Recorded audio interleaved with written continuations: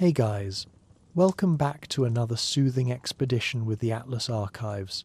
Tonight we're venturing to what might be the world's most improbable country. A nation so small you could accidentally drive through it while looking for a good coffee shop, yet so wealthy it makes oil sheikhs check their bank statements twice. We're talking about Liechtenstein, the Alpine Principality that proves size absolutely doesn't matter when you have medieval castles, more companies than residents, and a royal family that actually lives in the country they rule. Imagine that novelty. From purchasing entire territories like luxury real estate, to surviving 2 world wars without firing a shot, from witch trials that bankrupted noble families to becoming Europe's ultimate financial playground, this is a tale of strategic brilliance, historical accidents, and the kind of political creativity that would make Machiavelli weep with admiration. Drop a comment telling us what obscure country we should explore next. Bonus points if it's somewhere your geography teacher definitely skipped. And if these midnight history lessons help you drift off to dreamland, hit that subscribe button faster than a Liechtenstein prince buying political influence in the Holy Roman Empire. Now then, let's discover how 160 square kilometers of Alpine real estate became one of Europe's most fascinating political experiments. Chapter 1: Introduction and Geography, the Postage Stamp Principality. Nestled between Switzerland and Austria like a geographical afterthought, Liechtenstein is the 4th smallest country in Europe, covering just 160 square kilometers. To put that in perspective, it's about 2/3 the size of Washington, D.C., or roughly equivalent to the area you'd need to house a really ambitious Walmart parking lot. The entire country is so compact that the reigning prince can literally see his entire realm from his castle window, though admittedly that's partly because his castle sits on a rather convenient hill.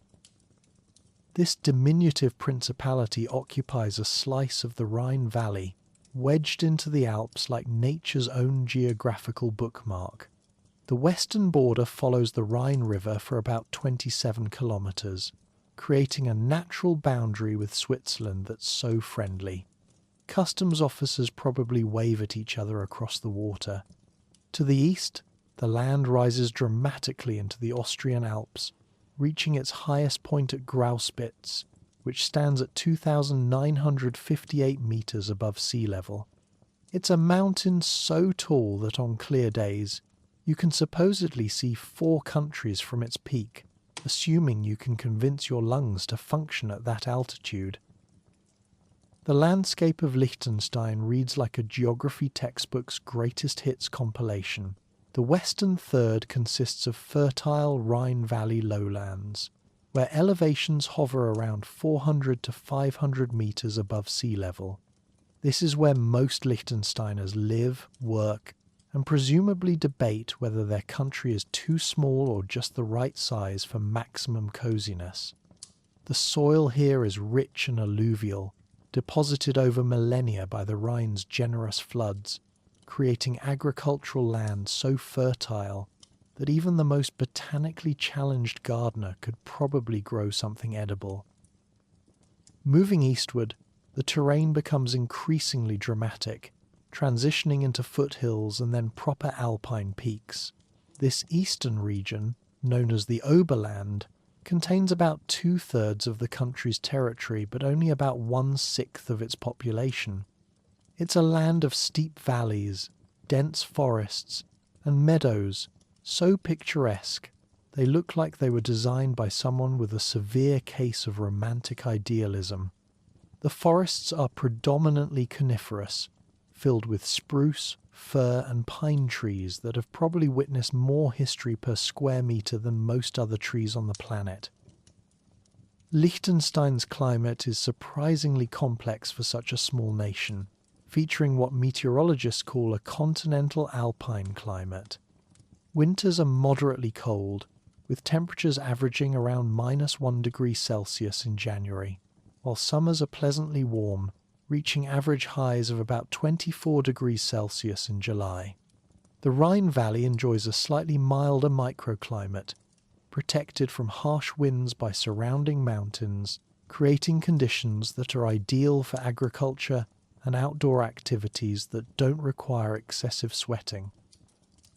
Precipitation varies dramatically with elevation, as is typical in alpine regions.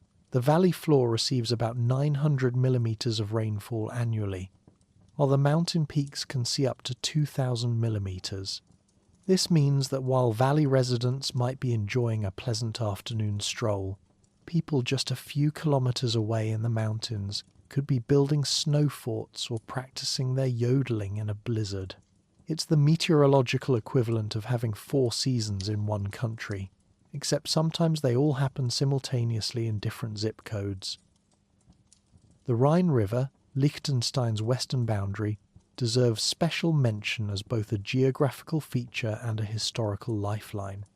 This ancient waterway has shaped the Principality's development for centuries, providing fertile soil through regular flooding, transportation routes for trade, and a natural defence barrier that proved surprisingly effective against various historical unpleasantries.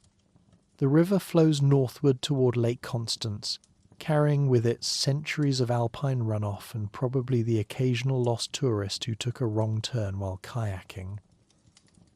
Liechtenstein's 11 municipalities, or communes, are distributed across this varied landscape with the precision of a Swiss watchmaker's attention to detail. Vaduz, the capital, sits in the central Rhine Valley with a population of about 5,000 people, making it smaller than many American shopping malls, yet somehow managing to function as a legitimate national capital.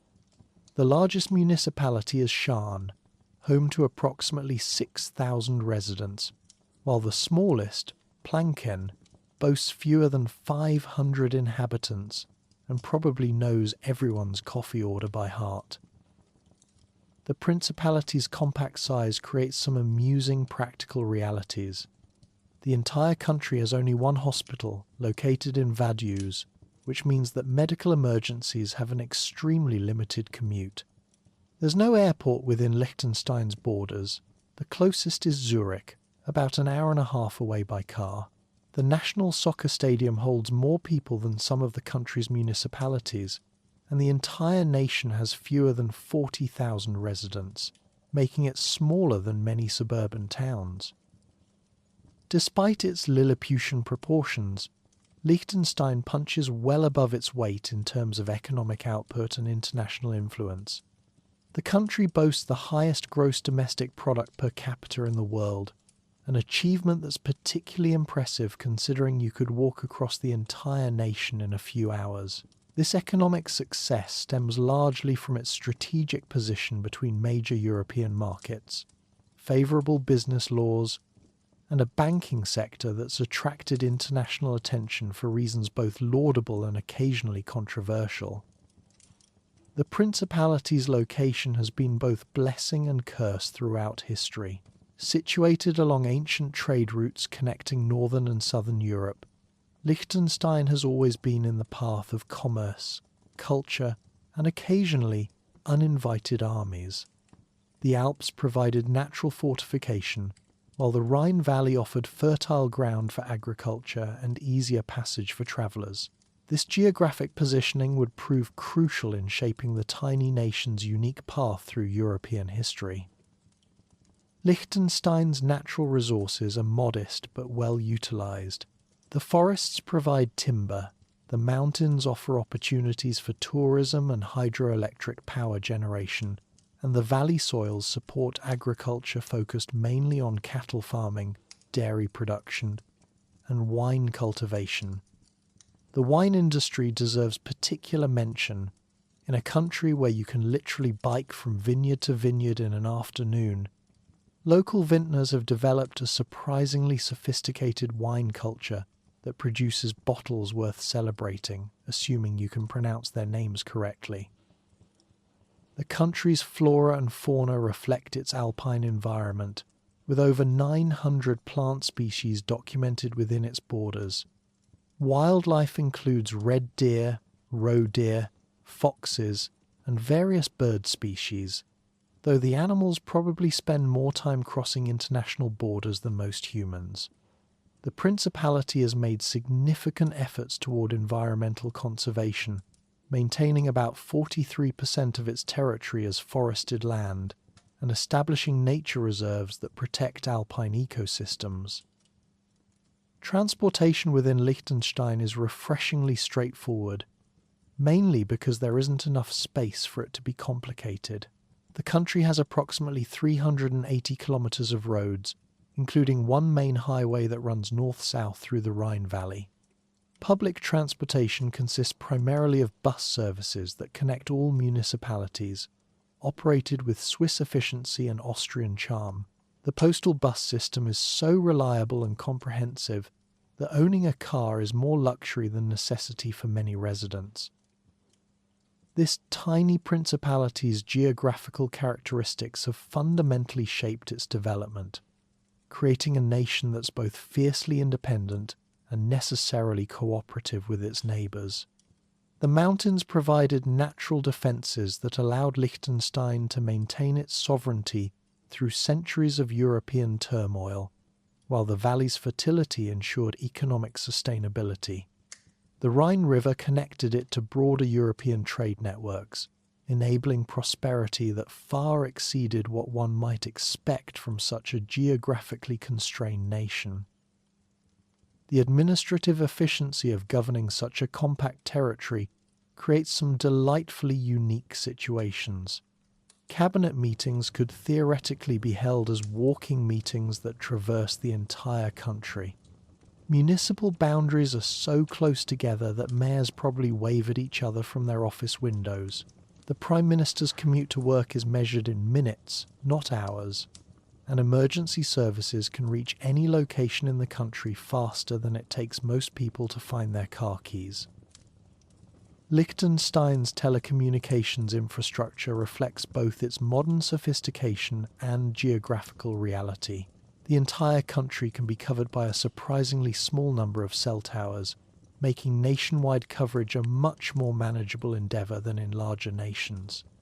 Internet connectivity is excellent throughout the Principality, partly because fibre optic cables don't have to travel very far to connect everyone. The postal system operates with remarkable efficiency. Letters mailed within the country often arrive the same day, assuming the postal worker doesn't get distracted by a particularly beautiful mountain view on their route. The seasonal changes in Liechtenstein create a year-round calendar of natural beauty that would make travel brochure photographers weep with joy. Spring brings wildflower meadows that carpet the hillsides in colours so vibrant they seem almost artificial.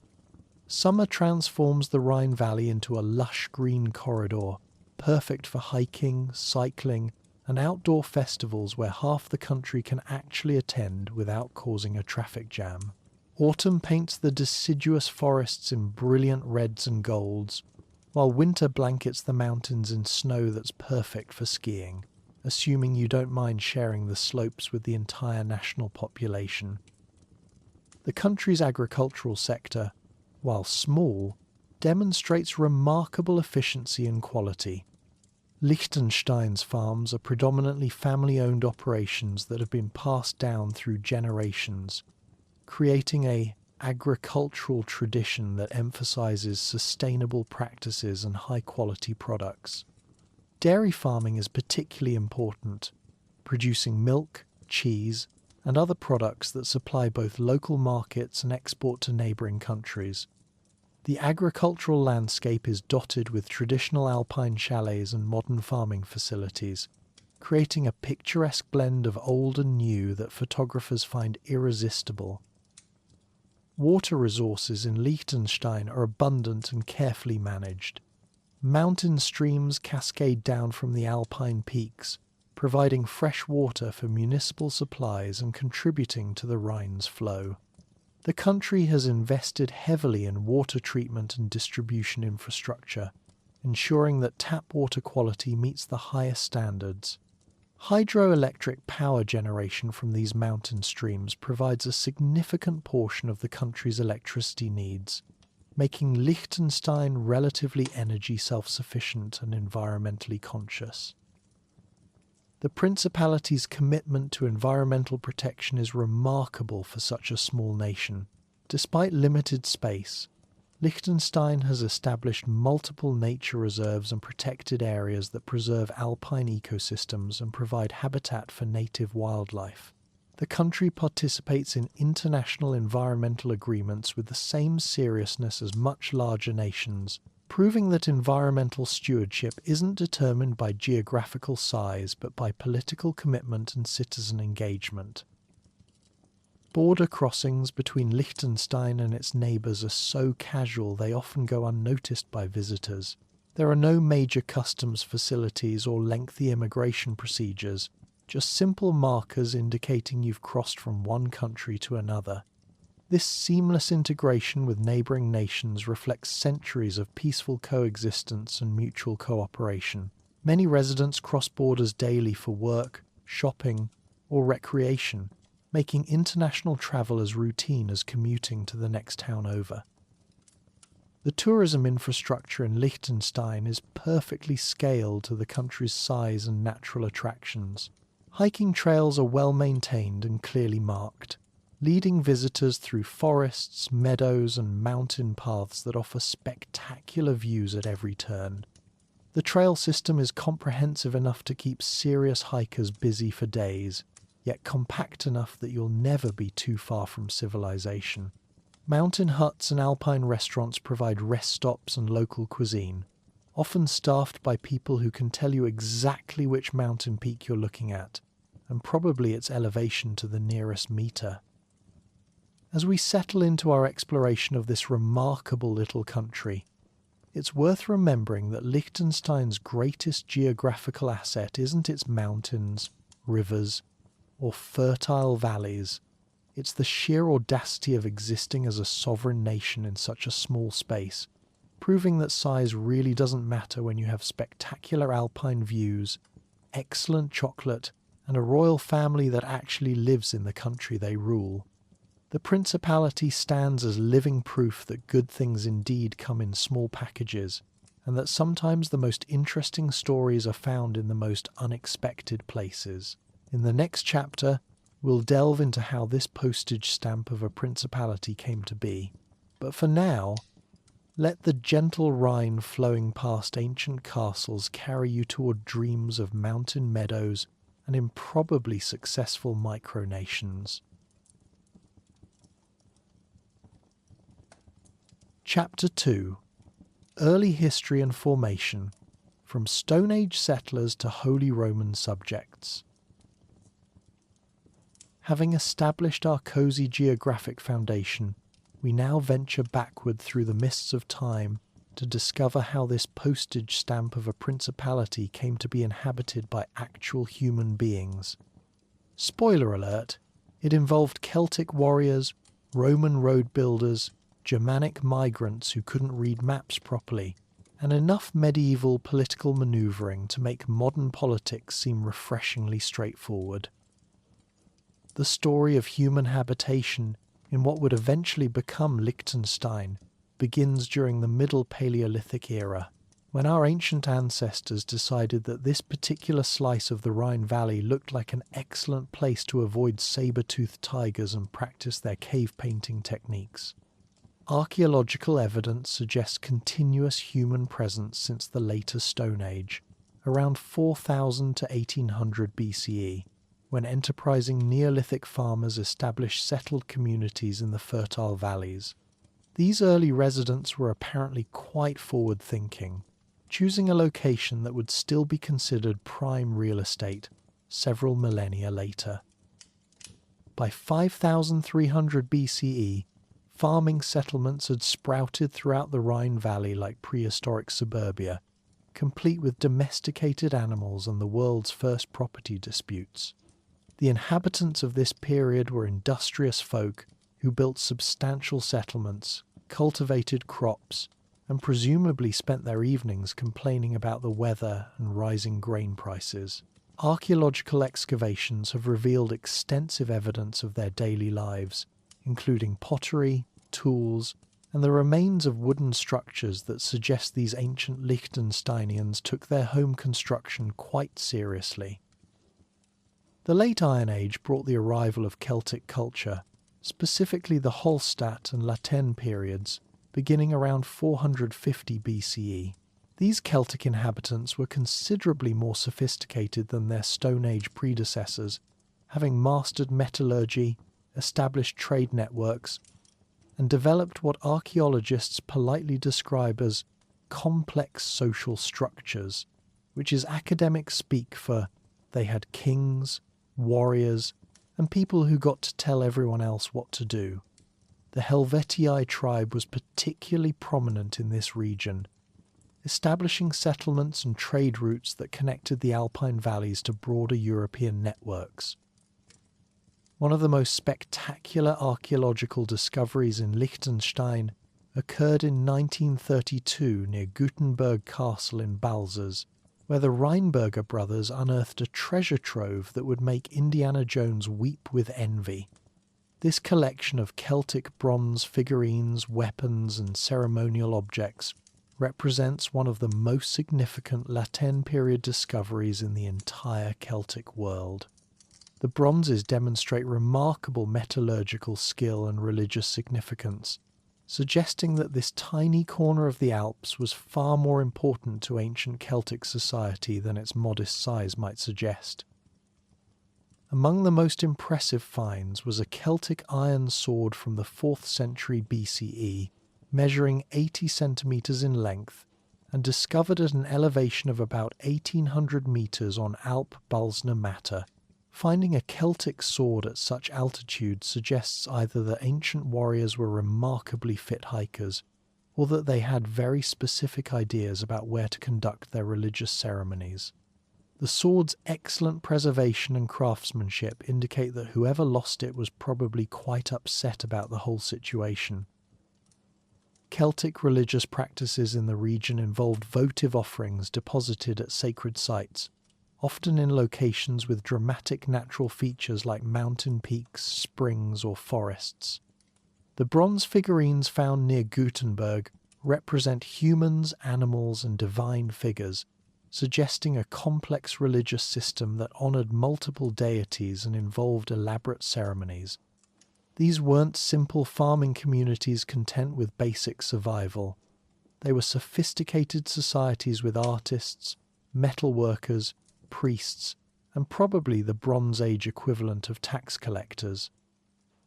The Celtic period came to an abrupt end in 58 BCE when Julius Caesar decided that Gaul needed some Roman-style organisation, whether the locals wanted it or not. At the Battle of Bibracte, Caesar defeated the Helvetii and other Alpine tribes, bringing the region under Roman control with the efficiency and subtlety of a military steamroller. The Helvetii had been attempting to migrate westward toward modern France, but Caesar had other plans that involved significantly less voluntary relocation and considerably more Roman supervision. By 15 BCE, Tiberius and his brother Drusus completed the Roman conquest of the entire Alpine region, incorporating what would become Liechtenstein into the Roman province of Raetia.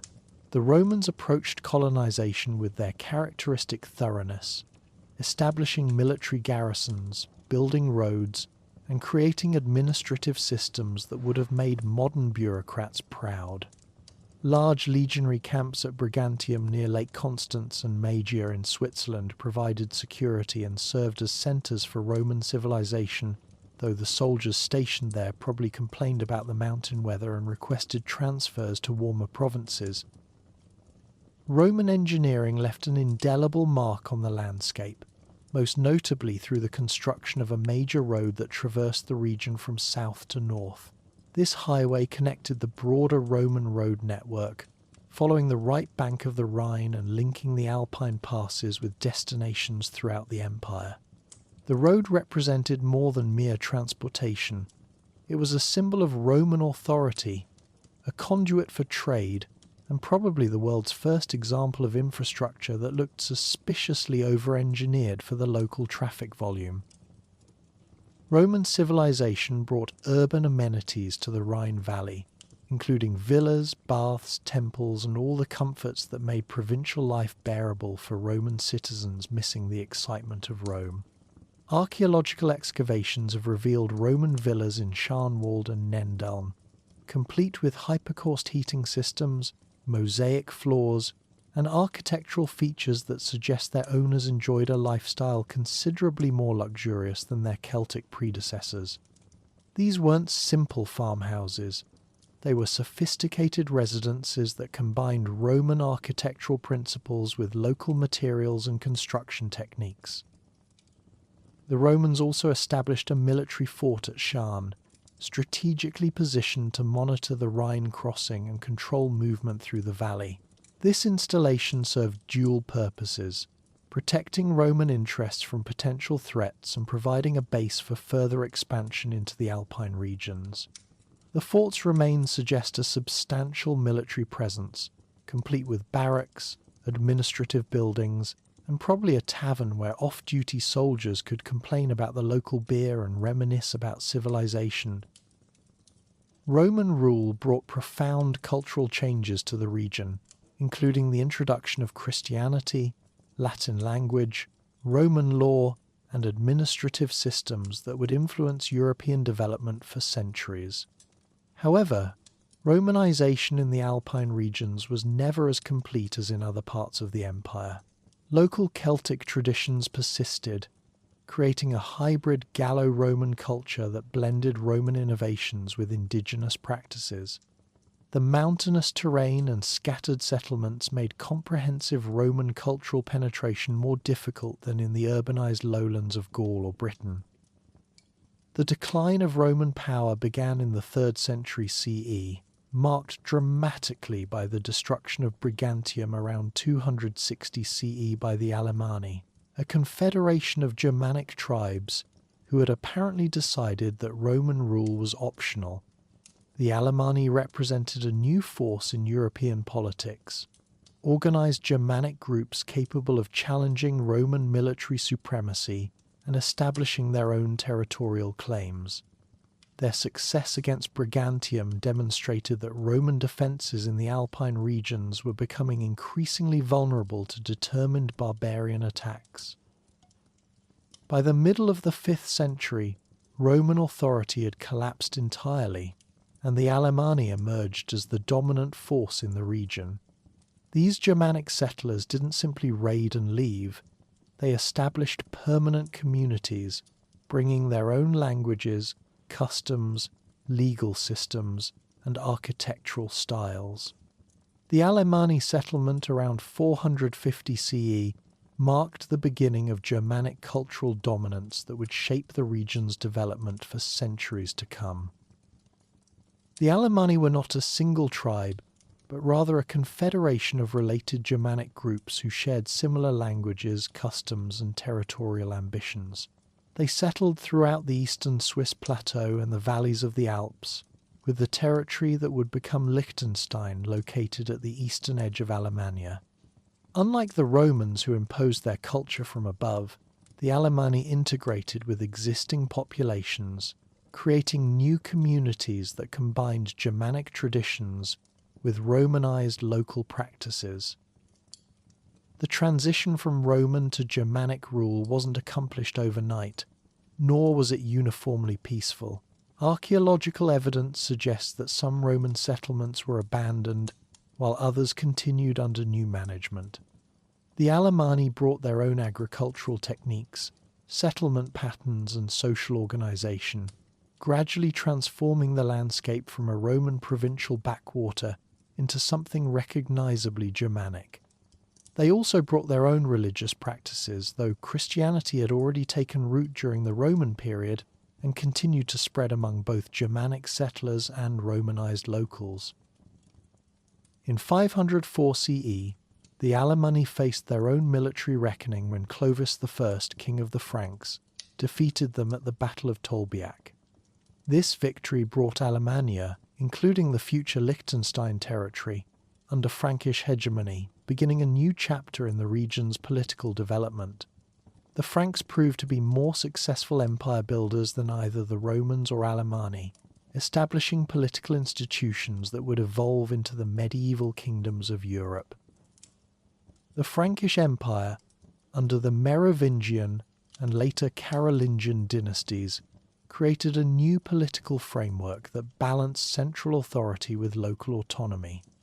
The region remained under Frankish control until the Treaty of Verdun in 843, which divided Charlemagne's empire among his grandsons, following his death in 814.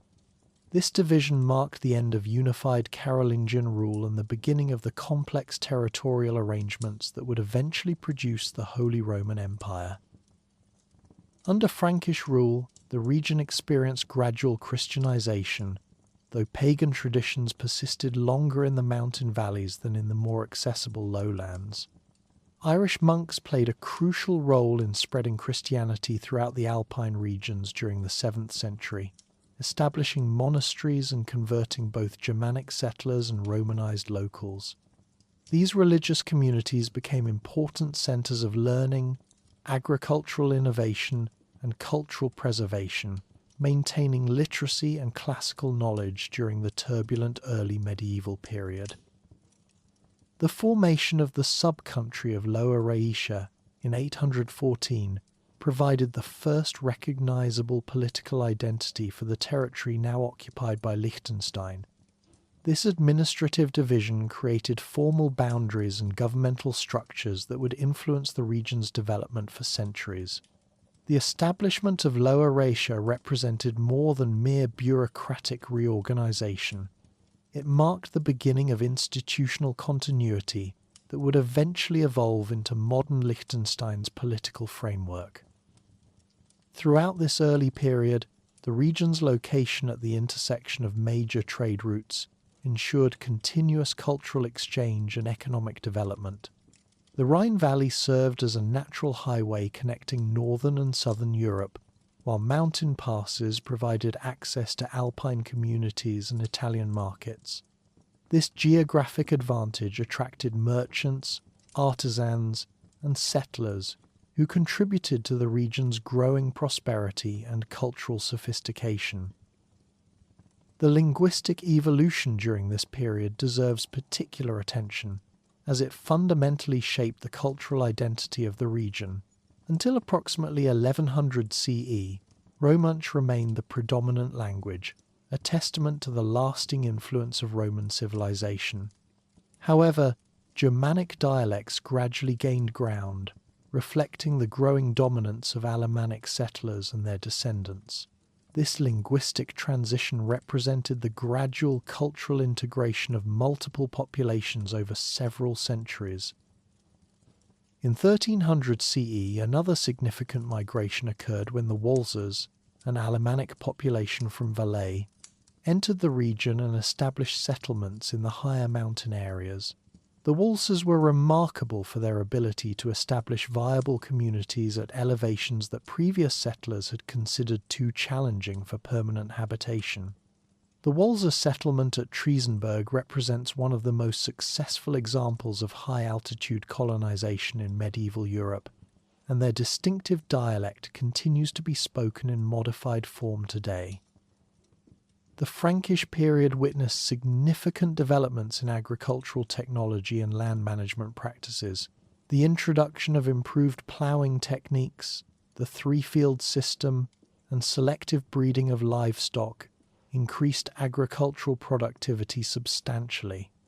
These innovations supported larger populations and created agricultural surpluses that could be traded, contributing to the region's growing economic importance.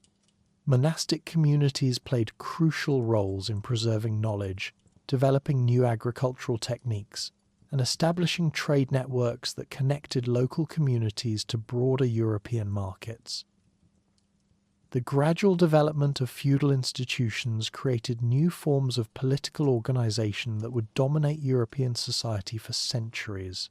The emergence of local nobles who owed allegiance to Frankish kings but who exercised considerable autonomy in their own territories established precedents for the complex territorial arrangements that would characterize the Holy Roman Empire. Archaeological evidence from this period reveals increasing technological sophistication, particularly in metalworking, pottery production, and construction techniques.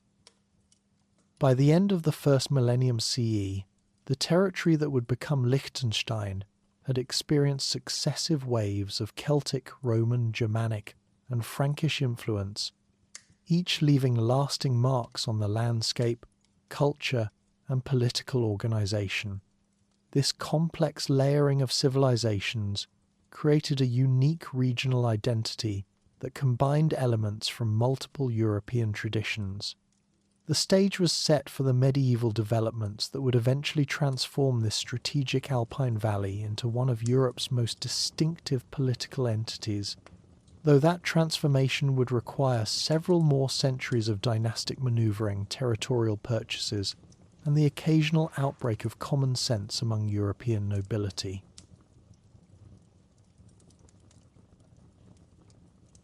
Chapter 3. Birth of the Principality, Medieval Machinations and the Great Purchase. As we transition from the early medieval foundations of our tiny Alpine territory to its emergence as an actual principality, we enter a period that reads like a combination of Game of Thrones, a real estate transaction, and a particularly dysfunctional family drama. This is the story of how two economically marginal, plague-ridden territories inhabited mostly by mountain farmers became the personal property of an ambitious Austrian noble family who had never actually visited the place they were buying. The medieval period brought increasingly complex political arrangements to the region, beginning with the Holy Roman Empire's expansion into the Alpine territories. By 1200 CE, the Alpine plateau was controlled by several powerful noble houses, the Savoys, Zeringers, Habsburgs, and Kyburgs, each managing their territories with the administrative efficiency of a medieval McDonald's franchise system. When the Kyburg dynasty fell in 1264, the Habsburgs under King Rudolf I extended their influence eastward, setting the stage for centuries of Habsburg involvement in Alpine politics and the occasional bout of territorial acquisition. In 1396, the county of Vaduz achieved a crucial political milestone by gaining imperial immediacy, a status that sounds far more exciting than it actually was. Imperial immediacy meant that Vaduz became subject directly to the Holy Roman Emperor, rather than to intermediate feudal lords, which in practical terms was like having your boss's boss as your direct supervisor, theoretically prestigious, but often meaning less day-to-day oversight. This legal status would prove absolutely crucial centuries later, though the residents of 1396 Vaduz probably had more pressing concerns, such as surviving the winter and avoiding bubonic plague. The county of Vaduz itself had been formed in 1342 as a subdivision of the county of Württemberg, carved out of the larger Montfort territories like a particularly administrative slice of medieval cake. The county covered roughly 40 square kilometres centred around Vaduz Castle, which perched dramatically on a rocky outcrop overlooking the Rhine Valley. The castle served both as an administrative centre and as a symbol of noble authority, though its strategic value was somewhat limited by the fact that any attacking army could simply walk around it. Meanwhile, to the north lay the lordship of Schellenberg, a separate but neighbouring territory that would eventually share Vaduz's fate. Schellenberg was even smaller and more economically marginal than Vaduz, consisting primarily of mountain villages where the primary industries were subsistence farming and probably complaining about the weather. Together, these territories represented about as modest a collection of feudal holdings as one could imagine while still maintaining pretensions to political significance. The 15th century brought considerable turmoil to the region, including 3 separate wars that devastated the local population and economy. After the line of succession of the original Counts of Vaduz expired in 1416, the territory was purchased by the Barons of Brandis, who maintained control until 1507. The Brandis family proved somewhat more competent administrators than their predecessors, though this was admittedly not an especially high bar to clear. Their rule ended when the territory passed to the Counts of Souls, who also acquired the neighbouring lordship of Schellenberg, creating a unified but still economically challenged domain. The Counts of Souls managed their Alpine territories with typical 16th century noble efficiency, which is to say they collected taxes, settled disputes, and occasionally hosted impressive feasts while their subjects farmed, herded livestock, and died of various medieval ailments. The Solz family ensured that both territories remained Catholic during the Reformation, a decision that would have long-lasting cultural and political implications. Their rule represented a period of relative stability, though relative in this context meant that people were only occasionally dying of warfare rather than constantly.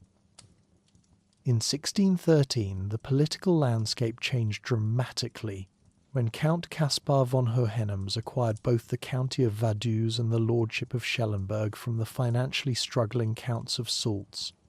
The Hohenems family represented a new level of ambition in the region's governance, though their subsequent management would prove that ambition and competence are not necessarily related concepts. The acquisition marked the beginning of what historians politely describe as one of the saddest periods in the territory's history, which in medieval terms is saying something. The Hohenems family divided their holdings in 1646, creating separate lines of Hohenems Lustenau and Hohenems Vaduz. This division was intended to provide more effective administration, but instead created competing noble houses with overlapping territorial claims and family feuds that would make modern soap operas seem restrained and rational. The Vaduz line, which controlled both Vaduz and Schellenberg, would become particularly notorious for their creative approaches to governance and finance. The 17th century brought unprecedented disaster to the territories under Hohenems' rule. The 30 Years' War devastated Central Europe from 1618 to 1648, and while the territories attempted to maintain neutrality, they lay directly in the path of competing armies. Swedish soldiers, Austrian troops, and various mercenary companies treated the region as a combination highway and all-you-can-loot buffet. The population was reduced by approximately 1/7, and the survivors faced famine, plague, and the general collapse of civil order. Count Franz Maria von Hohenems demonstrated remarkable priorities during this period of widespread suffering by celebrating an extravagant wedding at Vaduz Castle in 1642, complete with elaborate decorations and festivities. While his subjects starved and died, he beautified his castle with gardens and summer houses that can still be seen today. The Count's timing proved particularly poor, as he died within months of his wedding, leading to widespread speculation that karma was indeed a medieval concept. The combination of war, plague, and economic collapse fostered superstition throughout Europe, and Vaduz proved no exception to witch-hunting mania. The first trials occurred between 1648 and 1651, but the most notorious period began under Ferdinand Karl von Hohenems, who inherited the territories in 1650. Ferdinand Karl combined administrative incompetence with remarkable debt accumulation skills, attempting to solve financial crises through increasingly creative and ultimately illegal means. Between 1679 and 1682, Ferdinand Karl orchestrated brutal witch trials resulting in approximately 100 executions.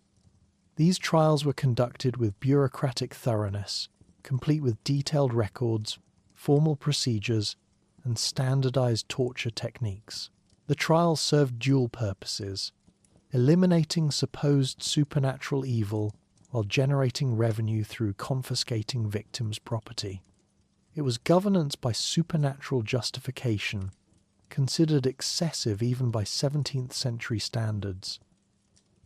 The excesses came to imperial attention when Maria Eberlin von Plancken escaped custody and complained directly to Emperor Leopold I about illegal methods being employed.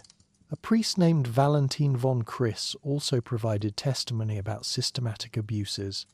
Ferdinand Karl was arrested in 1683, stripped of sovereign powers in 1684, and ordered to return all illegally confiscated property. However, the territory's debts had become so extensive that compensation was impossible. Ferdinand Karl died in 1686, leaving the territories to his brother Jakob Hannibal III von Hohenems, who inherited not only the lands but also the massive debts accumulated through decades of mismanagement and illegal confiscations. Jakob Hannibal faced an impossible situation: territories devastated by war and plague, a population traumatized by witch trials, debts that exceeded any possible revenues, an imperial oversight that prevented the kind of creative financial solutions his brother had employed. The imperial administration under Rupert von Bodman concluded that the only viable solution was to sell both territories to pay off the accumulated debts. This decision transformed what had been a family financial crisis into a real estate opportunity, though potential buyers were understandably cautious about acquiring territories with such troubled recent histories. The commission began soliciting offers from various noble and religious institutions throughout the Holy Roman Empire. Several parties expressed interest in the territories, including the Prince Abbot of St. Gallen and the Bishop of Chur, both of whom saw opportunities to expand their institutional holdings. However, the most serious and ultimately successful bidder was Prince Johann Adam Andreas von Liechtenstein, who had very specific reasons for wanting to acquire what most observers considered economically marginal Alpine backwaters.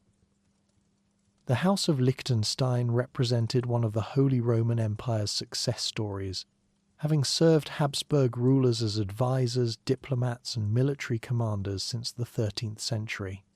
The family had accumulated extensive lands in Moravia, Lower Austria, Bohemia, and Styria, along with impressive art collections, grand palaces in Vienna, and the kind of wealth that allowed them to consider purchasing entire countries as political investments.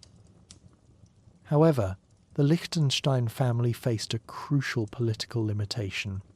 All their extensive holdings were held as feudal tenants under various branches of the Habsburg family, which meant they lacked the imperial immediacy required for membership in the imperial diet. Without a seat in the Reichstag, the Liechtensteins were excluded from the Holy Roman Empire's most important political institution, limiting their influence and prestige despite their considerable wealth and service to the Habsburg dynasty. The concept of imperial immediacy was central to Holy Roman Empire politics, distinguishing territories held directly from the emperor from those held through intermediate feudal lords. Only immediate territories qualified their rulers for seats in the imperial diet, the empire's parliament where crucial decisions about taxation, warfare, and imperial policy were made. For ambitious noble families like the Liechtensteins, acquiring immediate territories was essential for political advancement, regardless of their economic value or geographic desirability. Prince Johann Adam Andreas von Liechtenstein recognized that Vaduz and Schellenberg, despite their modest size and recent troubles, possessed the crucial legal status that his family needed. Both territories enjoyed imperial immediacy, and their acquisition would finally qualify the Liechtenstein family for membership in the Imperial Diet's College of Princes. On June 12, 1697, he formally wrote to Emperor Leopold I announcing his interest in purchasing the lordship of Schellenberg. The negotiations proceeded with the measured pace typical of 17th century diplomatic transactions. Prince Johann Adam Andreas offered 115,000 guilders for Schellenberg, a sum that far exceeded the territory's economic value but reflected its political importance. The purchase was completed in 1699, with a ceremony of homage held on March 16th at which the prince's representative accepted the allegiance of his new subjects. Remarkably, Prince Johann Adam Andreas never visited Schellenberg personally, establishing a pattern that would continue for more than a century. The county of Vaduz was finally purchased in 1712 for 290,000 guilders. The ceremony of homage for Vaduz proved more complicated, with local subjects insisting on guarantees that their traditional rights and freedoms would be preserved under their new rulers. With both territories under Liechtenstein control, the stage was set for the creation of the Principality itself. On January 23, 1719, Holy Roman Emperor Charles VI issued a decree that formally united Vaduz and Schellenberg and elevated them to the status of an imperial principality named Liechtenstein in honour of his true servant, Anton Florian of Liechtenstein. The newly created Principality of Liechtenstein became the 343rd member state of the Holy Roman Empire, achieving the political recognition that the Liechtenstein family had sought for generations. However, the creation of the Principality was essentially a political fiction maintained for the benefit of the family's imperial ambitions. The princes continued to live in Vienna, treating their Alpine Principality as a distant administrative responsibility. The first reigning prince would not visit Liechtenstein until 1842, more than a century after the Principality's creation. This remarkable transformation of two devastated Alpine territories into a sovereign principality through pure financial transaction represented one of the most unusual examples of state formation in European history.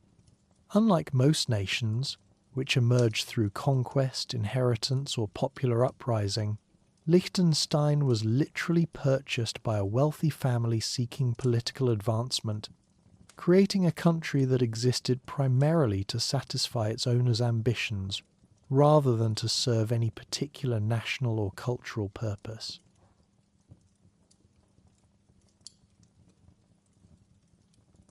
Chapter 4: Modern Development: From Napoleon's Neighbour to Neutral Prosperity. As we leave behind the dramatic story of the Principality's creation through aristocratic real estate speculation, we enter the tumultuous era when Liechtenstein faced its greatest existential challenges and achieved its most remarkable transformations. This is the period when our tiny Alpine nation navigated the collapse of empires, survived 2 world wars without firing a shot, and somehow managed to evolve from a poor agricultural backwater into one of the world's wealthiest countries per capita, all while maintaining the political stability of a well-managed Swiss bank account. The Napoleonic Wars marked Liechtenstein's first real test of independent survival, though independent is perhaps too generous a term for a principality whose rulers had never bothered to visit. When Napoleon began reorganizing European political structures like a particularly ambitious interior decorator, Liechtenstein found itself caught between conflicting loyalties and the very real possibility of being absorbed by larger neighbours who actually knew where it was located on a map. In 1793, as part of the War of the First Coalition, Liechtenstein contributed approximately 20 troops to the coalition forces, demonstrating the kind of military commitment that would make modern NATO contributions seem overwhelming by comparison. The Principality's military contribution was roughly equivalent to a small police station's worth of personnel, but it represented a good faith effort to participate in the broader European conflict against revolutionary France. The War of the Second Coalition brought more serious consequences when French forces invaded Liechtenstein on March 6, 1799, plundering several towns and burning Nendeln, resulting in 4 deaths. For a country whose total population could fit comfortably in a modern sports stadium, losing 4 citizens to foreign military action represented a significant tragedy. However, Austrian and Vorarlberg militias under Lieutenant Field Marshal Franjo Jelačić successfully defeated 18,000 French troops and liberated the Principality by May 14th, proving that sometimes David really can defeat Goliath, especially when David has Austrian military backup.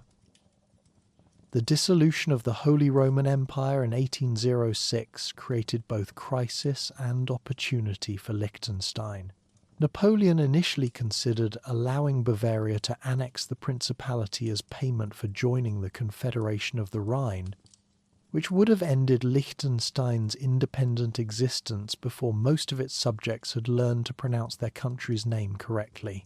Fortunately, Napoleon had developed a personal appreciation for Prince Johann I's diplomatic skills during negotiations for the Treaty of Pressburg, demonstrating that good networking occasionally trumps geopolitical logic. Instead of disappearing into Bavarian administrative files, Liechtenstein joined Napoleon's Confederation of the Rhine in 1806, becoming a sovereign state for the first time in its history. This transition from Holy Roman Empire member to Napoleonic client state represented the Principality's first taste of genuine independence, though it remained under French oversight and military protection. The irony was not lost on contemporary observers that Liechtenstein achieved sovereignty under French revolutionary auspices, while being ruled by princes who embodied everything the French Revolution had supposedly eliminated. Upon Napoleon's defeat and the dissolution of the Confederation of the Rhine in 1813, Liechtenstein successfully represented itself at the Congress of Vienna, becoming one of 39 member states of the German Confederation. This diplomatic achievement demonstrated remarkable political agility for such a small nation, successfully navigating between major European powers while maintaining its territorial integrity and political recognition. The Congress of Vienna essentially granted Liechtenstein a second confirmation of its sovereignty, proving that persistence and good timing could overcome obvious geographical disadvantages. To meet its obligations under the German Confederation, Prince Johann I granted Liechtenstein its first constitution in 1818. While this document included no guarantees of basic rights, it did provide for a controlled assembly that could approve taxation requirements and make suggestions for public welfare. The constitution represented a modest step toward representative government, though representative in this context meant that subjects could occasionally express opinions about their own taxation, which was admittedly progressive by early 19th century monarchical standards. The German Confederation also required Liechtenstein to maintain a military force, leading to the creation of the Liechtenstein Army, a military organization so small it could hold staff meetings in a typical conference room. This requirement would eventually produce one of the most charming military legends in European history, though that story deserves its own moment in our narrative. Prince Alois II became the first reigning prince to actually visit his principality in person in 1842, more than a century after the territory's purchase. His visit represented a revolutionary development in Liechtenstein governance. For the first time, the country's ruler had actually seen the place he ruled. This precedent-setting journey apparently went well enough that Alois returned for a second visit in 1847, establishing what might generously be called a tradition of occasional royal tourism. The railway arrived in Liechtenstein in 1872, with the construction of a line between Switzerland and the Austro-Hungarian Empire that passed through the Principality. This development connected Liechtenstein to the broader European transportation network for the first time, making it considerably easier for both goods and people to enter and leave the country without requiring pack animals and considerable determination. The railway represented modern infrastructure arriving in what had previously been a somewhat isolated Alpine valley. The Austro-Prussian War of 1866 provided Liechtenstein with its most famous military moment when the Principality deployed its entire army of 80 men to defend the Austrian border against Italian forces under Garibaldi. The Liechtenstein contingent took positions on the Stilfser Joch under the command of Peter Rheinberger, while a reserve of 20 men remained at Vaduz Castle, presumably to defend the homeland against any Italian invasion forces that might get lost while looking for Austria. When the war ended on July 22nd, the Liechtenstein army marched home to a ceremonial welcome in Vaduz. According to popular legend, while 80 men had departed for war, 81 returned. The identity of the additional person remains historically disputed.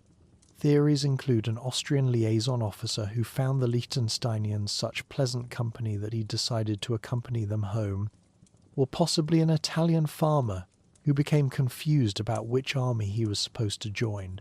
This incident represents the only recorded case in military history of an army actually growing during a military campaign. The dissolution of the German Confederation in 1866 freed Liechtenstein from its international military obligations, and Parliament seized this opportunity with remarkable enthusiasm. On February 12, 1868, Liechtenstein disbanded its army of 80 men and declared permanent neutrality, making it one of the few countries in history to eliminate its military for purely financial reasons. The decision proved both economical and prescient, as Liechtenstein has successfully maintained its neutrality and independence ever since without firing a single shot in anger. The late 19th century brought gradual modernization to the Principality, including improved infrastructure and better communications with neighbouring countries. 2 bridges over the Rhine to Switzerland were built in 1886, providing more reliable access to Swiss markets and reducing Liechtenstein's dependence on Austrian connections. World War I presented Liechtenstein with its most serious test of neutrality since the Napoleonic period. Despite officially remaining neutral, the Principality was closely tied to Austria-Hungary through a customs union, creating inevitable sympathies for the Central Powers. As the war progressed, food deliveries from Austria-Hungary decreased significantly, while the Entente powers imposed an economic embargo in 1916, causing economic devastation that forced the country to reconsider its international alignments. Foreign citizens living in Liechtenstein were conscripted into the armies of their respective home countries, primarily Austria, Hungary and Germany, with 27 failing to return. Many Liechtensteiners also voluntarily enlisted in various armies, including several members of the ruling House of Liechtenstein. Prince Heinrich of Liechtenstein was killed in action, becoming the highest-ranking member of the princely family to die in warfare, and demonstrating that even tiny neutral countries could not entirely escape the war's human costs. The war's end brought significant political and economic changes to Liechtenstein. The collapse of the Austro-Hungarian Empire in 1918 forced the Principality to seek new international partnerships, leading to a fundamental reorientation towards Switzerland. This shift represented one of the most important strategic decisions in Liechtenstein's history, abandoning centuries of Austrian connection in favour of Swiss alignment. Popular unrest following the war led to demands for political reform and greater democratic participation. The existing 1818 constitution was clearly inadequate for 20th century governance, and Prince Johann II faced increasing pressure to grant more substantial political rights to his subjects. The reform process involved extensive negotiations between progressive politicians, traditional authorities, and the princely family. The new constitution, ratified on October 5, 1921, represented a revolutionary transformation of Liechtenstein governance. It established partial parliamentary democracy mixed with constitutional monarchy, provided for referendums on parliamentary decisions, abolished the 3 Landtag seats appointed by the prince, lowered the voting age from 24 to 21, and introduced universal male suffrage. The constitution balanced monarchical authority with democratic representation, creating the governmental framework that continues to guide Liechtenstein today. The Swiss-Liechtenstein Customs Treaty, signed in 1923, formalized the economic relationship that would define Liechtenstein's modern development. This agreement established Switzerland's responsibility for Liechtenstein's customs controls and provided the Principality with access to Swiss markets and currency systems. The adoption of the Swiss franc in 1924 created monetary stability that facilitated trade and economic growth. Prince Franz Joseph II's accession to the throne in 1938 marked the beginning of modern Liechtenstein's most transformative period. Franz Joseph became the first reigning prince to take up permanent residence in Vaduz Castle, finally establishing a physical connection between the ruling family and the territory they governed.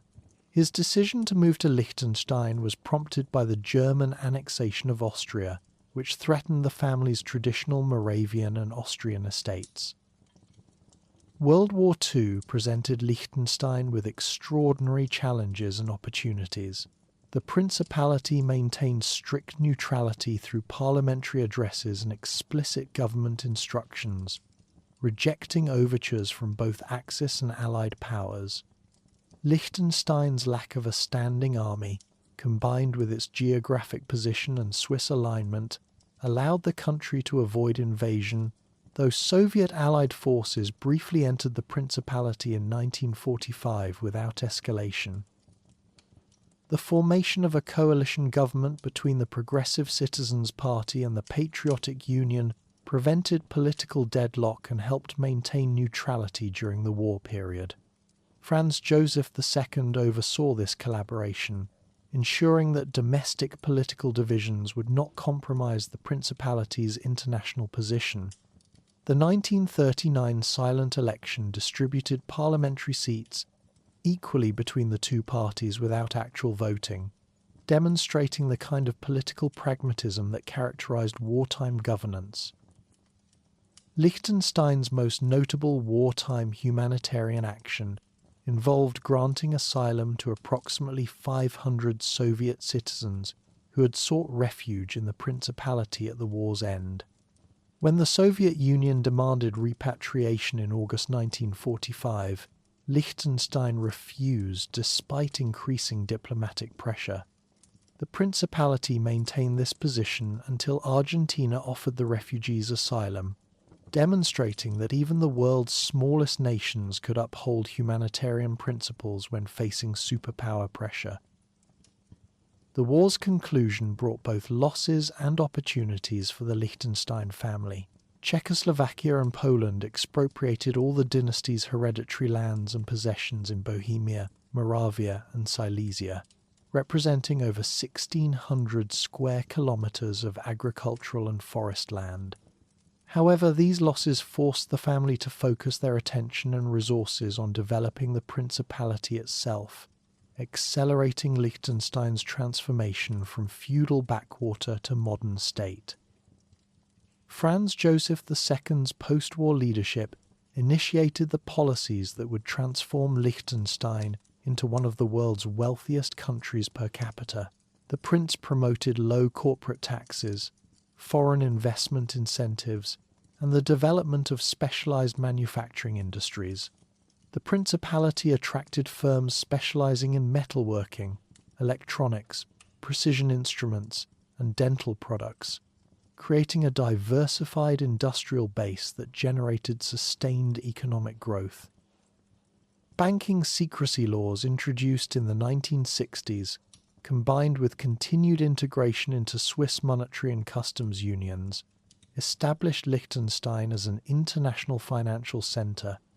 The Principality's unique combination of political stability, favourable tax policies, and sophisticated legal framework attracted wealthy individuals and corporations seeking discreet financial services.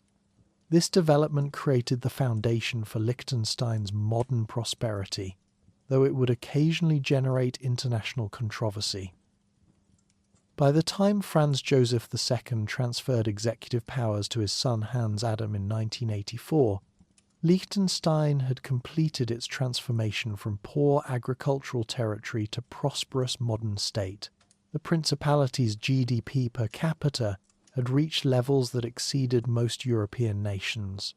Unemployment was virtually non-existent, and the country had achieved a standard of living that would have seemed impossible to the mountain farmers who comprised most of its population just decades earlier. This remarkable transformation represented one of the most successful examples of small state development in modern European history. Liechtenstein had navigated 2 world wars, the collapse of multiple empires, and fundamental changes in European political organization, while maintaining its independence, developing its economy, and creating a stable democratic constitutional monarchy that balanced traditional authority with popular participation. The foundations laid during this period would enable Liechtenstein to thrive in the increasingly integrated and complex world of the late 20th century.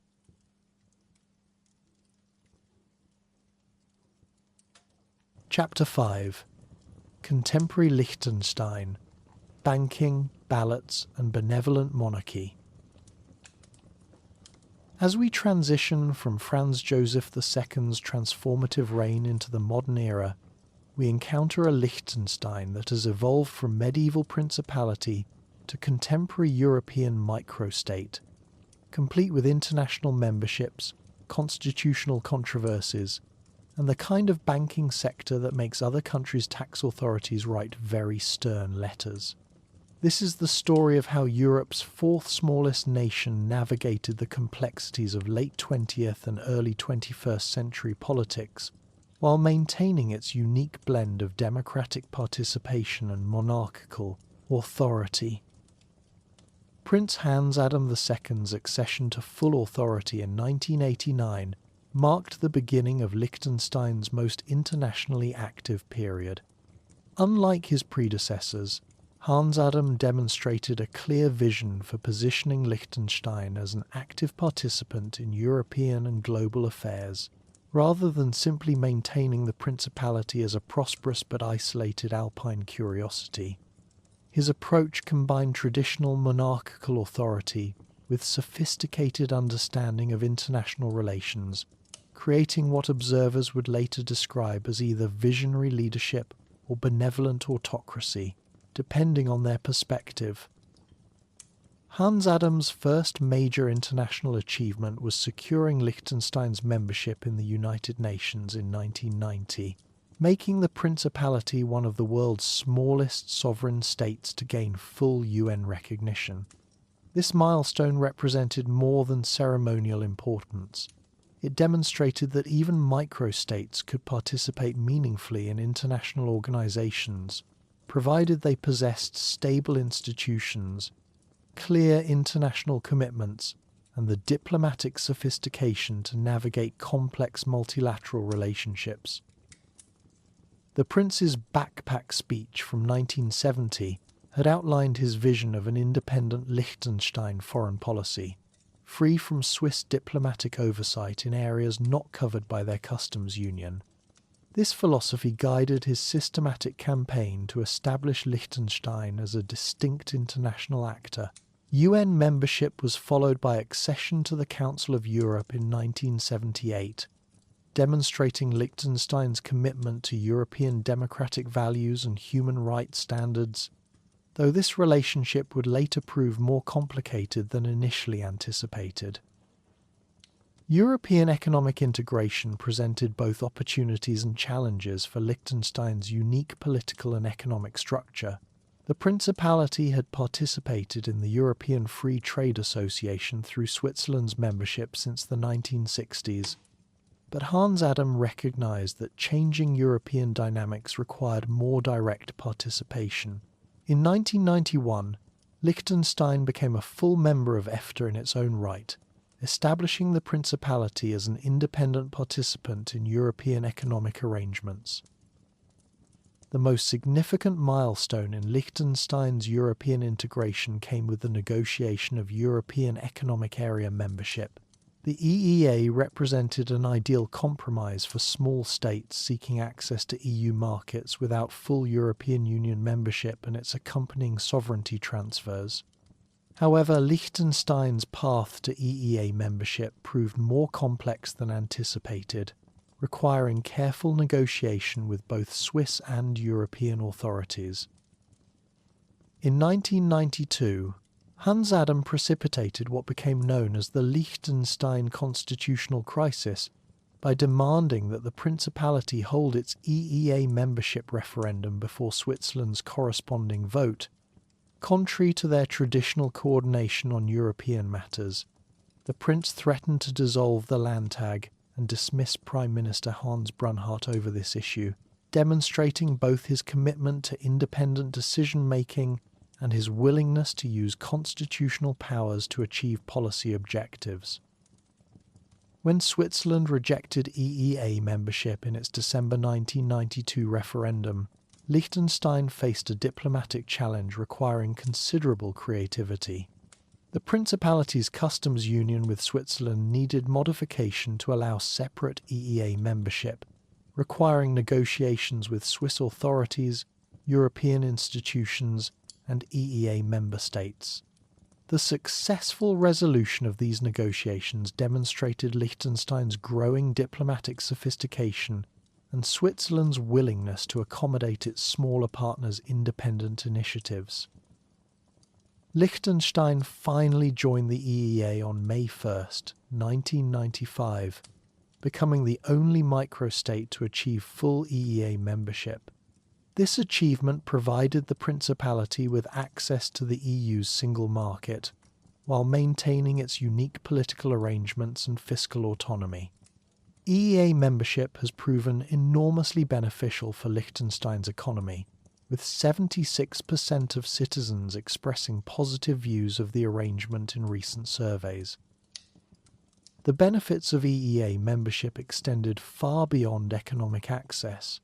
Liechtenstein gained the right to participate in EU decision-making processes affecting EEA countries, providing influence disproportionate to its size. The Principality has successfully lobbied for modifications to EU regulations that account for small state circumstances, demonstrating that effective microstate diplomacy can achieve meaningful policy outcomes within larger institutional frameworks. Liechtenstein's participation in the Schengen Agreement, formalized in 2008, eliminated border controls with neighboring countries and integrated the Principality into Europe's passport-free travel area. This development completed Liechtenstein's transformation from isolated Alpine valley to fully integrated European microstate, though integration was achieved on terms that preserved the Principality's fiscal and political autonomy.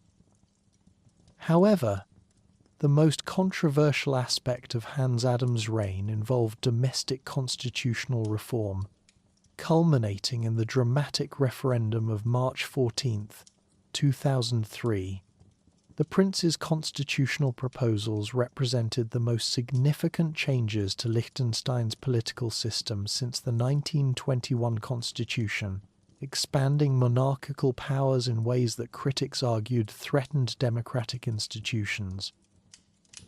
The constitutional reform process began in the 1990s, when Hans Adam grew increasingly frustrated with what he perceived as parliamentary obstruction of necessary governance reforms. The Prince argued that Liechtenstein's small size required more streamlined decision-making processes than traditional parliamentary systems provided, and that the monarchy needed enhanced powers to serve as an effective counterweight to narrow political interests. Hans Adam's proposed constitutional reforms included the power to dismiss governments and individual ministers at will, veto any parliamentary legislation by refusing to sign bills within 6 months, dissolve parliament and appoint interim governments, nominate all judges, and rule by emergency decree when necessary.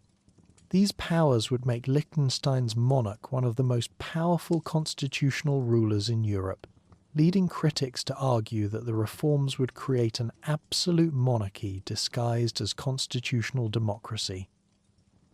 The prince employed sophisticated political strategy to advance his constitutional agenda, including direct appeals to citizens over the heads of elected officials and implicit threats to abdicate and relocate to Austria if his reforms were rejected. Hans Adam argued that traditional politicians represented an oligarchy, more interested in maintaining their own power than serving citizen interests, while the monarchy provided stability and long-term thinking that elected officials could not deliver. The constitutional referendum campaign generated intense debate within Liechtenstein's small society, dividing families, friends, and communities along lines that reflected deeper questions about the nature of democratic governance and the role of traditional authority in modern states.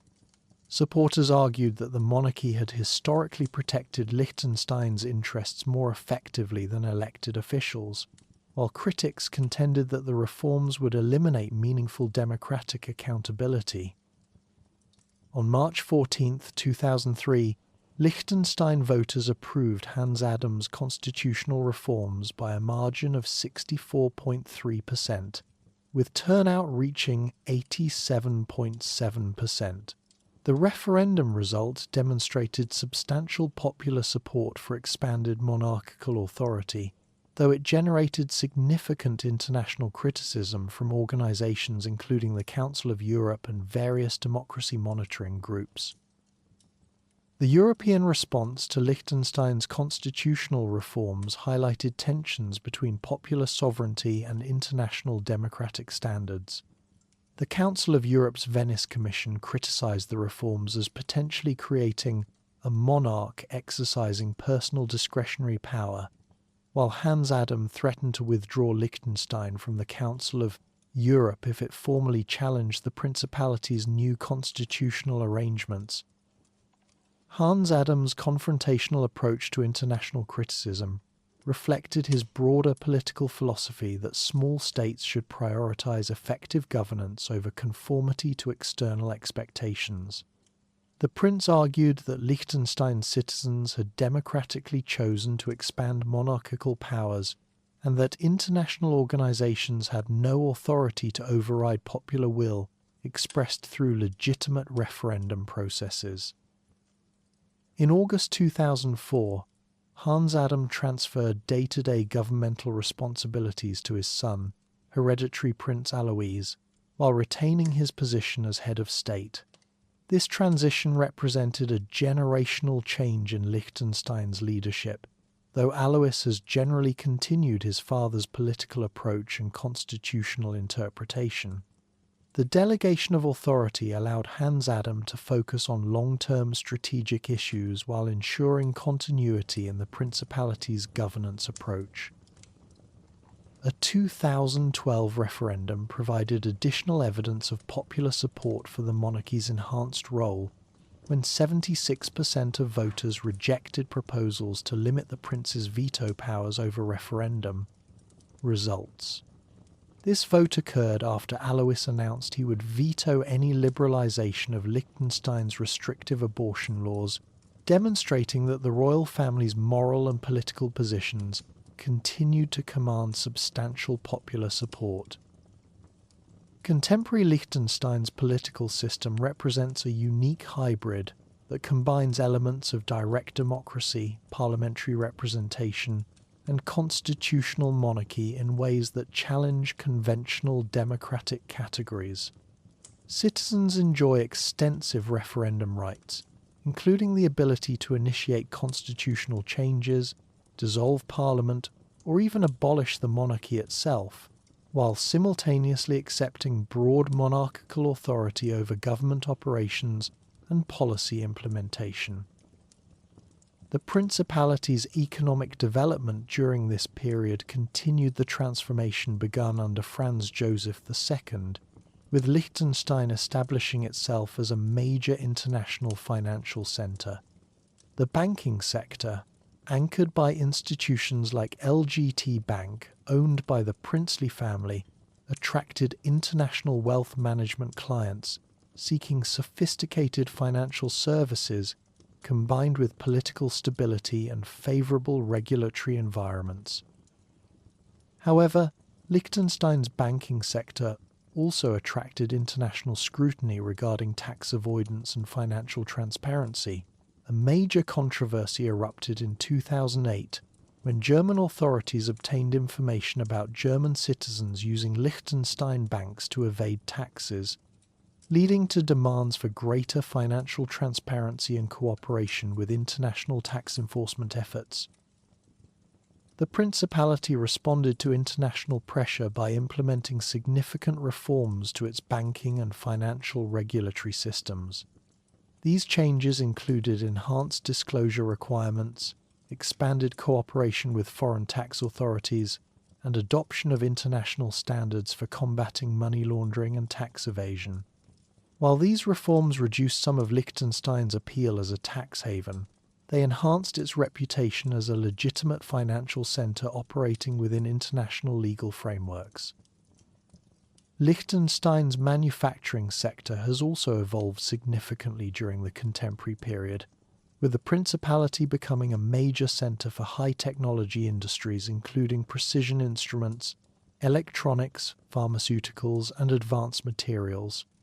Companies like Hilti Construction Tools and Ivoclar Vivadent Dental Technology have established Liechtenstein as a global leader in specialized manufacturing sectors, requiring advanced technical expertise and quality control. The Principality's small size has proven advantageous for industries requiring close coordination between research, development, and manufacturing operations.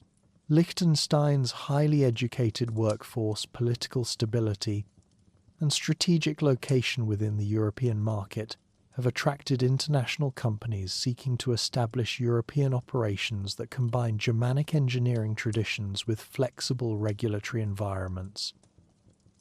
Contemporary Liechtenstein faces challenges common to many small European states, including aging populations, housing costs driven by international wealth, and questions about maintaining cultural identity within increasingly global economic systems. The Principality's success in attracting international businesses and residents has created prosperity but also generated concerns about affordability for local families and preservation of traditional Alpine communities. Environmental sustainability has become an increasing priority, with Liechtenstein implementing ambitious climate policies despite its small size and limited impact on global emissions. The Principality is committed to carbon neutrality and invested heavily in renewable energy systems, demonstrating that even microstates can contribute meaningfully to international environmental cooperation. Liechtenstein's international profile has expanded significantly beyond European integration, with the Principality actively participating in specialized international organizations and developing bilateral relationships with countries worldwide. The Principality has established itself as a constructive participant in international governance, contributing expertise in areas such as financial regulation, environmental protection, and small state diplomacy. The COVID-19 pandemic tested Liechtenstein's governance systems and international relationships, with the Principality coordinating closely with Swiss authorities while maintaining independent decision-making on health policies. Liechtenstein's response demonstrated both the advantages of small-scale governance and the importance of international cooperation for addressing global challenges. As Liechtenstein approaches the mid-21st century, The Principality represents a unique experiment in combining democratic participation with constitutional monarchy, European integration with sovereignty, preservation, and traditional authority with modern governance. Whether this model proves sustainable in an increasingly interconnected world remains an open question. But Liechtenstein's success in maintaining independence and prosperity while adapting to changing international circumstances suggests that creative institutional arrangements can enable even the smallest states to thrive in complex, global systems.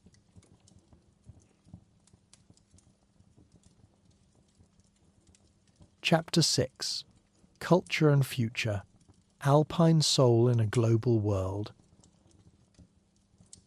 As our journey through Liechtenstein's remarkable history draws to a close, we arrive at perhaps the most fascinating aspect of this tiny principality: how it maintains its distinctive cultural identity while navigating the challenges of an increasingly interconnected and rapidly changing world. This is the story of a nation that has preserved centuries-old traditions in medieval castles while hosting cutting-edge financial institutions, where folk festivals featuring Alpine horns coexist with international climate negotiations, and where the future of winter tourism intersects with the ancient rhythms of cattle drives and harvest celebrations. Liechtenstein's cultural identity remains deeply rooted in its Alpine heritage, despite centuries of political, economic, and social transformation. The Principality's culture represents a unique synthesis of Germanic, Austrian, and Swiss influences, blended with distinctly local traditions that have evolved from the practical necessities of mountain life. This cultural foundation continues to shape contemporary Liechtenstein, providing stability and continuity amid the rapid changes that characterize modern European society. The German language serves as Liechtenstein's official tongue, facilitating communication with neighbouring countries and participation in the broader Germanic cultural sphere. However, the everyday reality is considerably more nuanced, with most locals speaking an Alemannic dialect that differs significantly from Standard German. This High Alemannic variant, closely related to dialects spoken in eastern Switzerland and western Austria, serves as a crucial marker of local identity and community belonging. The persistence of Alemannic dialect in daily life represents more than linguistic tradition. It embodies the Principality's determination to maintain cultural distinctiveness, despite pressures towards standardization. Families continue to transmit this dialect between generations, local media broadcast in Alemannic, and cultural organizations actively promote its use through festivals, workshops, and educational programs. The dialect's survival demonstrates how small communities can preserve unique cultural elements when they recognize their importance for identity and cohesion. Liechtenstein's festival calendar reflects this blend of tradition and modernity, with celebrations that honor both religious heritage and national identity. The most significant annual celebration is National Day, held every August 15th, which coincides with the feast of the Assumption of Mary and demonstrates the Principality's continuing Catholic heritage. This remarkable event exemplifies Liechtenstein's unique political culture. The entire princely family traditionally invites all citizens to a reception at Vaduz Castle, followed by community festivities, concerts, and fireworks that illuminate the Alpine Valley. The National Day celebration represents something extraordinary in contemporary European politics, a genuine meeting between rulers and citizens that transcends mere ceremonial formality. Citizens can approach the prince and his family directly, engage in conversation, and participate in a collective affirmation of national unity that would be impossible in larger, more formal monarchies. This accessibility reflects the Principality's small scale and the royal family's commitment to maintaining direct connections with their subjects. Traditional Alpine customs continue to flourish throughout the Principality, particularly the autumn Alpabjug or cattle drive, when animals return from summer mountain pastures adorned with flowers and bells. This ancient practice, which once represented economic necessity, has evolved into a cherished cultural celebration that attracts both locals and tourists. The sight of decorated cattle descending mountain paths while accompanied by traditional music provides a tangible connection to centuries of Alpine agricultural life. The Fasnacht carnival season brings another dimension of cultural expression, with elaborate masks, costumes and processions that transform quiet mountain villages into scenes of colourful celebration. These carnival traditions, shared with neighbouring Swiss and Austrian regions, demonstrate how cultural practices transcend political boundaries while maintaining local variations that reflect community character. Liechtenstein's Fastnacht celebrations combine ancient Alpine traditions with contemporary creativity, creating experiences that honour the past while engaging present-day participants. Liechtenstein's culinary traditions reflect both its Alpine environment and its position at the crossroads of Germanic and Italian influences.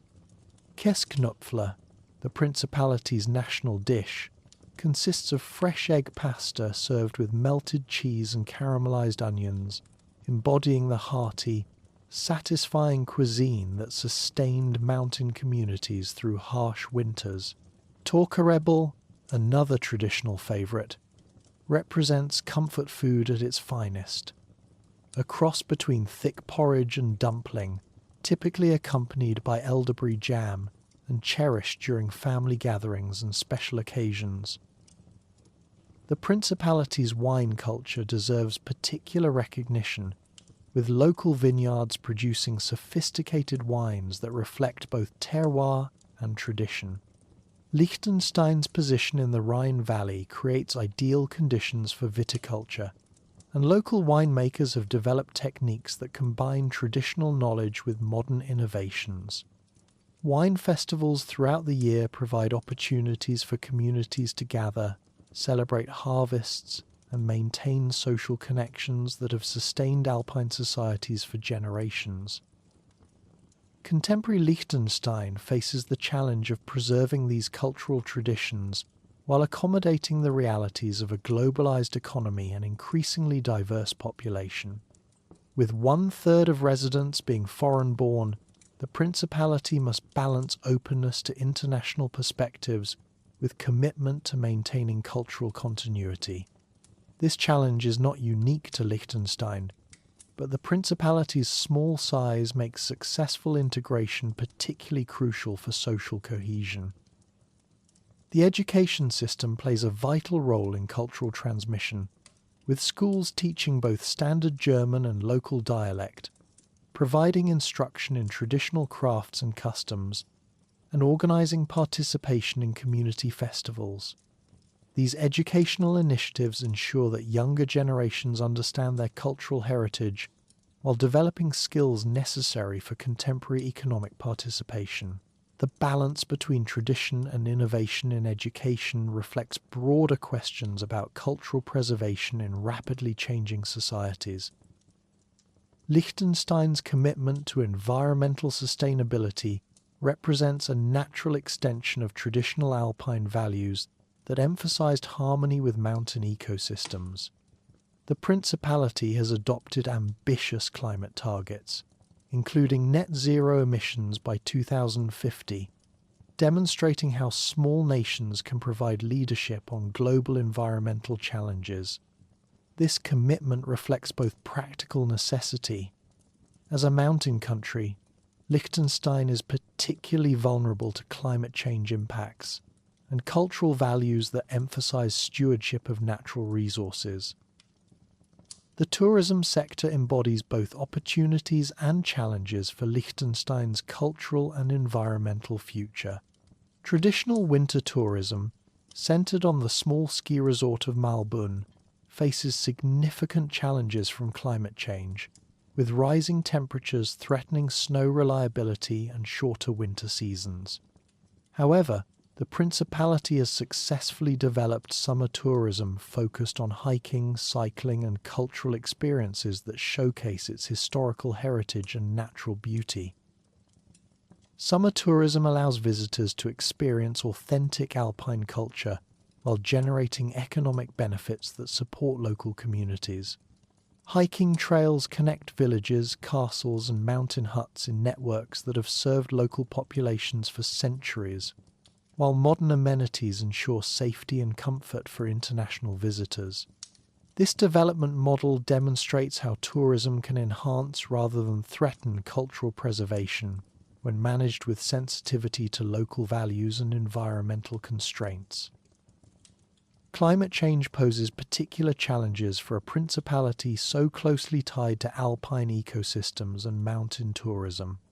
Rising temperatures threaten not only winter sports but also traditional agricultural practices, forest composition, and the timing of seasonal celebrations that have marked community life for generations.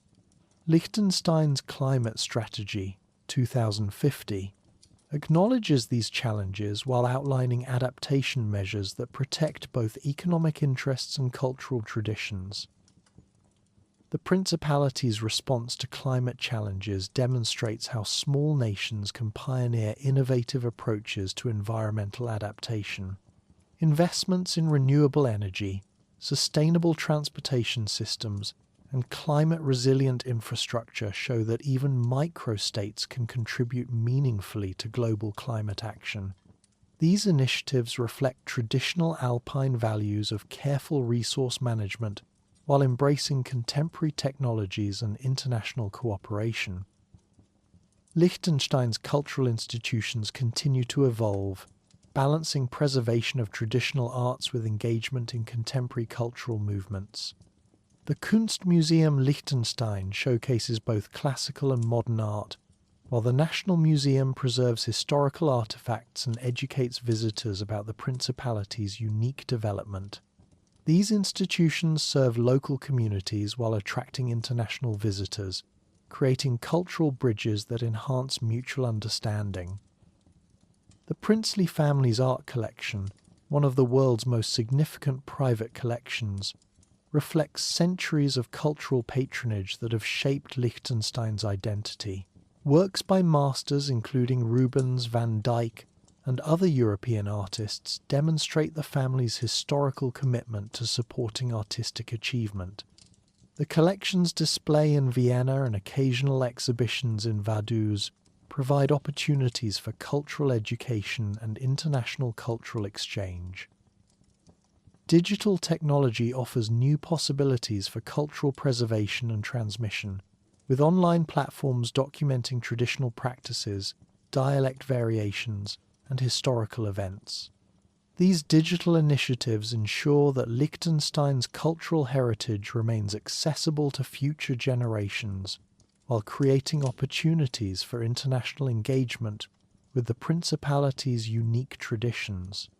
Technology serves cultural preservation rather than replacing traditional practices. Looking toward the future, Liechtenstein faces questions common to many small European nations: how to maintain cultural distinctiveness while participating fully in European integration, how to balance economic development with environmental protection, and how to preserve community identity amid increasing mobility and globalization. The Principality's success in navigating these challenges so far suggests that creative institutional arrangements and strong community commitment can enable even the smallest nations to thrive. The Principality's unique political system, combining constitutional monarchy with direct democracy, European integration with sovereignty, preservation, and traditional authority with popular participation, offers lessons for other small nations seeking to maintain independence in an increasingly integrated world. Liechtenstein demonstrates that size need not determine significance, provided that communities possess clear values, effective institutions, and the flexibility to adapt to changing circumstances. The monarchy's continued relevance in contemporary Liechtenstein reflects the population's appreciation for stability and continuity amid rapid social change. Unlike ceremonial monarchies elsewhere in Europe, Liechtenstein's princely family maintains active involvement in governance while serving as cultural ambassadors and symbols of national identity. This active constitutional monarchy provides institutional memory and long-term perspective that elected officials, focused on shorter political cycles, sometimes cannot deliver.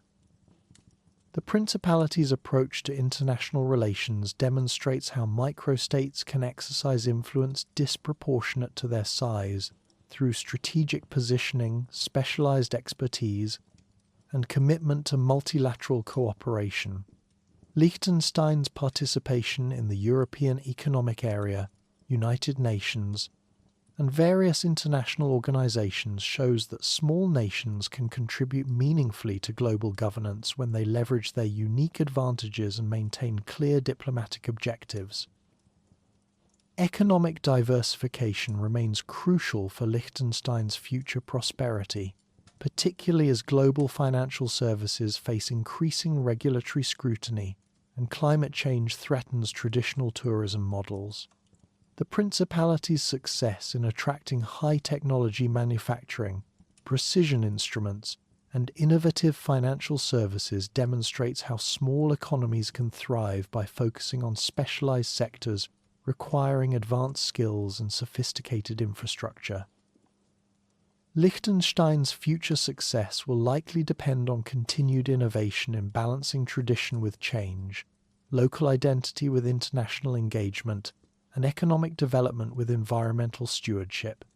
The Principality has demonstrated remarkable resilience throughout its history, surviving the collapse of empires, world wars, economic crises, and social transformations while maintaining its independence and prosperity. As we conclude our journey through Liechtenstein's history, geography, and culture, we're left with appreciation for a remarkable achievement: the creation and preservation of a nation that embodies both stability and adaptability, tradition and innovation, local identity and global engagement. In a world where many communities struggle to maintain their distinctive character amid homogenizing forces, Liechtenstein offers hope that creative solutions can preserve what is valuable from the past while embracing opportunities for future development. From its origins as two economically marginal Alpine territories purchased by ambitious Austrian nobles, through its evolution into a prosperous modern democracy, to its current position as a bridge between European integration and sovereignty preservation, Liechtenstein represents one of history's most unlikely success stories. The Principality reminds us that in a world of superpowers and megacities, there remains space for human-scale communities that honour their past while confidently facing their future.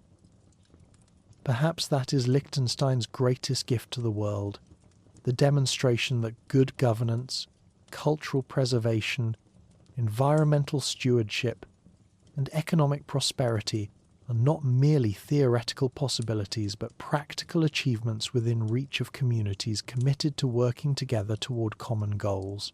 In our fragmented age, this tiny principality nestled between mighty neighbours offers a vision of what human societies can accomplish when they combine wisdom from the past with courage to embrace the future.